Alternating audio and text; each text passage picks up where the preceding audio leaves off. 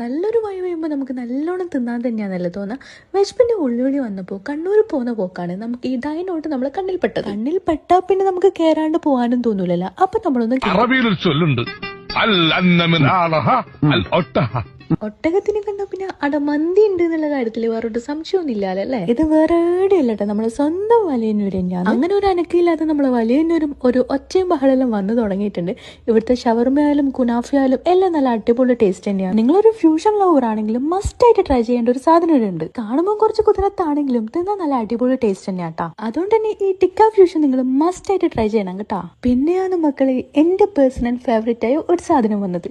തൊട്ടാലിങ്ങ അലിഞ്ഞു വരുന്നൊരു സാധനം എന്താന്ന് പറയണ്ടേ, അത് തന്നെ നമ്മുടെ ഷവായി. നല്ല അടിപൊളി ടേസ്റ്റ് ചെയ്യും. പിന്നെ എല്ലാം കൊണ്ടും ഇവിടെ അടിപൊളി ഇല്ലാട്ട. എന്തായാലും തിന്നിട്ട് വരുമ്പോൾ നമുക്ക് ഏബൊക്കെ ഇട്ട് അൽഹംദുലില്ലാ പറഞ്ഞ് കീനി വരാം. ആൻഡ് ഫൈനലി നമ്മൾ ട്രൈ ചെയ്തത് ഇവിടുത്തെ ഫലൂദ ഐറ്റംസ് എല്ലാം. ഈ 7 സ്കൂപ്പ് ഫലൂദ മസ്റ്റ് ട്രൈ തന്നെയാട്ടോ. പിന്നെ royal falooda, magic falooda, Sunday falooda എന്നുള്ള മറ്റേ കുറെ ഐറ്റംസ് ഉണ്ട് കേട്ടോ. അപ്പോൾ നമ്മൾ വലിയന്നൂരുള്ള ഈ ഡൈനോട്ട് ആരും മറക്കണ്ട.